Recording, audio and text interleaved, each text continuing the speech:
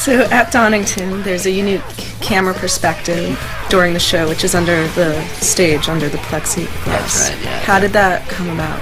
Come from the video, didn't it? It did. Malcolm's idea, you know. He suggested. I said it'd be great to get Angus underneath the stage, and next thing you know, David Mallett's done it. And he said, you know, and Mal said, be good with the camera, you know, on the guitar. And he said, yeah, well, we'll try that, you know. So they rigged up what was then. I mean, they didn't have the little ones we got now. They've done their best to get a camera, you know, that they could, you know, I could still play the guitar and move about the stage. You had that, but the camera underneath thing was unusual. Nobody had done that before. He's and so Mal good said also it'd be good, you know, got it like a Colosseum type in the round, you know, and that was also good too. You know, Mal come up with it, and, you know, and Mallet says, oh, that would be cool. We can do that. You know? So a lot of the idea for the on stage, and when we were doing the show, you know, Mal said it'd be cool if we can get that effect on stage too for the live shows. So in the stage they built the perspex, and you know, you put the cameraman underneath, you know, and I just make sure I wear a second pair of knickers under my shorts, you know. So do you perform differently when you know it's being filmed? We try not to. Yeah. That's the idea. It's just to do it the same. The good thing is, you know, when you're working with somebody like Mallet, he doesn't get in the way. You know, I have worked with other people, you know, when they've got cameras everywhere and they're putting them up their nose, and you know, you're actually jumping over guys, you know. And a couple of times we had these guys with the big crane thing, you know, and they zoom in, and a couple of guys nearly decapitated me, you know, with that big thing, you know. But when you're working with Mallet, everything, you know, he knows that, and he knows he doesn't want. It's a kind of, you know, a bit like, you know, when they say a journalist, you know, they don't want to become the story, and they've got to keep back. He thinks that way, so he makes sure that, you know, there's no cameraman there that's going to be seen and stuff, you know, keeps it all, you know, and just make sure you've got the right equipment to capture the thing. So he was always good with that, and, you know. Yeah, it always made it just like great movie makers, you know. He just makes it bigger than life, you know. He always does that, especially on live productions, you know. And, you know, and you're just a stun. You'd be on a small stage in a studio sometime, and it was when we actually shot Thunderstruck the video, and then when we saw it for the first time, we thought it was 10 times bigger than what it was, you know, and that's on a small screen still, you know. He's just got this fantastic eye for it all, you know, and his creativity, you know, he'll go to bed with it, basically, and he'll wake up in the morning and he'll have it all made out, ready to go. You know? He's a star. He's the star of that DVD, I think. Really, That's right. So during Whole Lotta Rosie, a certain inflatable lady friend joins you on stage. How did that come about? Well, she was my most recent date. That's from the song Whole Lotta Rosie. Yeah. You know, that went with a story with Bon from the when the band was just kicking around in Melbourne in the early 74, and we were all broke all the time with staying in hovels, and I remember Bon, you know, he said, listen, Mal, there's a couple of girls, you know, one's ugly, and one's sort of cute, but she's huge. But they've offered to make us dinner. So we jumped the back fence, and then we went, and cut a long story short, at the end of the night, after dinner and drinks, Big Rosie grabs Bon and says, right, you're mine for the night, and I run away from the other one. I went home, and Bon woke up in the morning, squashed against the wall. This big girl in a single bed, and so he tried to get away, and she grabbed him again, and got more payment for a meal.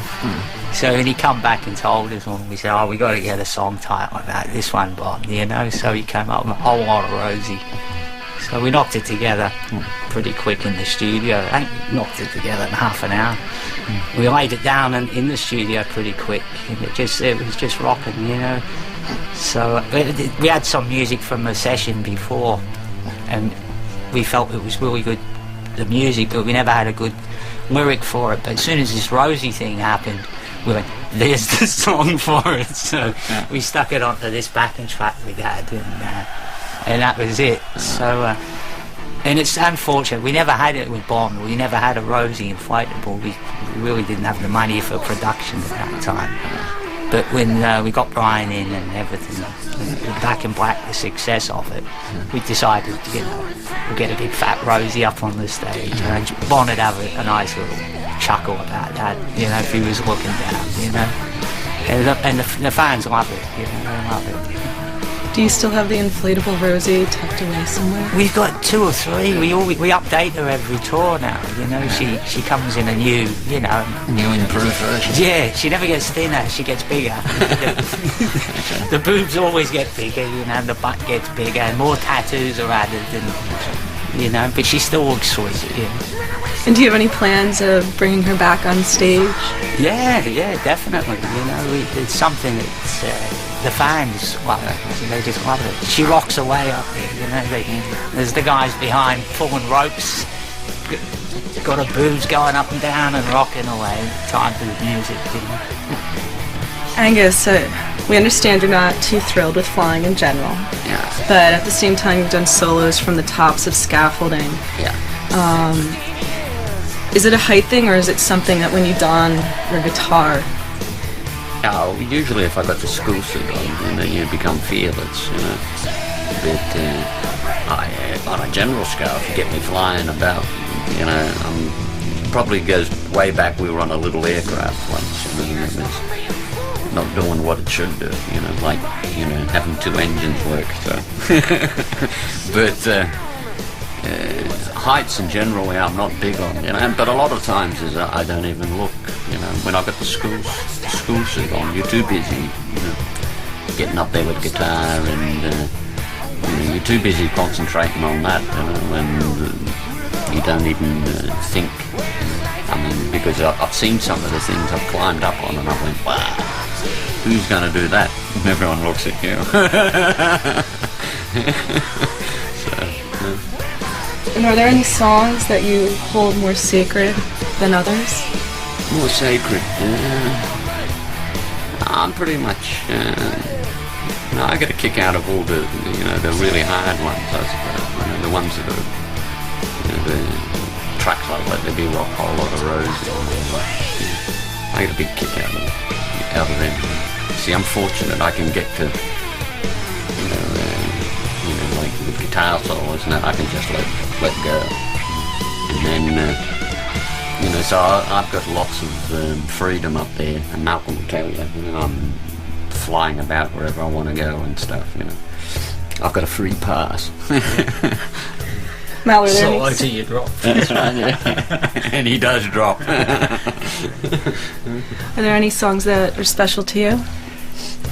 Well, I mean, I think stage-wise, I mean, for those about the rock, always is, you know, even when that sounds, the band, if we're not delivering the best on that night, it still goes, you know, there's cannons and everything else. It's sort of a sort of monumental piece in a way, you know. But it's hard to really. There's so many good tracks, you know. I mean, every night it's some nights we just play certain tracks better, and than other nights. And on the night we'll come off and you might say one night, the Jack was phenomenal tonight, yeah, or you know, Rosie, or you know, Highway to Hell is you know, things. But there's just certain nights tracks come off better. And so every night will come off and we'll be saying, wasn't that great tonight, or you know. But there's a lot of, all the songs they're good songs, you know. It's just some nights that one of them sticks out more than the rest, you know. And it's not one in particular usually. It's it can go like we did some of the old tracks, didn't we? Like What's Next to the Moon and things like that. we would never do live. But we've done it a few times of recent, and it goes over a storm, you know, and you come off saying that sounded great tonight, you know, and how come we never did this before, you know. So it's always different for us, you know. It's just on the performance of the night, you know. But basically, we love playing all the tracks we do, and, you know, you know, except for some of the. You know, there's a few tracks we've made in our career that we could have forgotten, but I won't mention them. But basically, every night's a different night for us, and so, you know, so it's great when they all sound good. That's the best tonight, you know.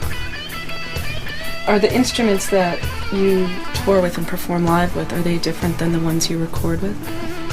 Well, I know me and Cliff and Phil, we're certainly using the same equipment, but Angus changes his guitar quite regularly because it gets waterlocked on stage, so he's got to swap SGs, but he tries to get them all the same guitars, but the same model, the same year even. But you know, unfortunately, he from the sweat coming from him, the guitars have to get blow dried at the end. You know what I mean? They've got to get their hair done. But we stick to what we use in the studio as well. It's all the same instruments for the same sound. It always sounds like AC/DC. And Anne goes into the studio. It's the same SG used on all his albums. Yeah. So you know, we're true to our instrument. Faithful. Yeah. And after watching the whole show 12 years later, what thoughts or feelings come back? Youth. Midlife youth, yeah.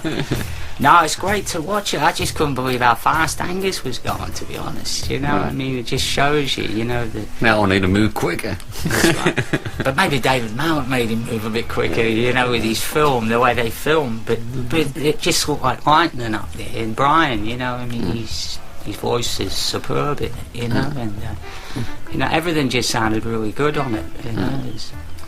I mean, I haven't seen it since I think the first video came along from it. Yeah, I think I watched it once. Well, that's enough, you know. But just watching the first few tracks yesterday, it sort of we both later went, wow, jeez. There was some energy on that stage, you know. You didn't realise how much there was. You know? Time is the difference sometimes. You got to look at it from a distance to see it real, haven't you? That's right.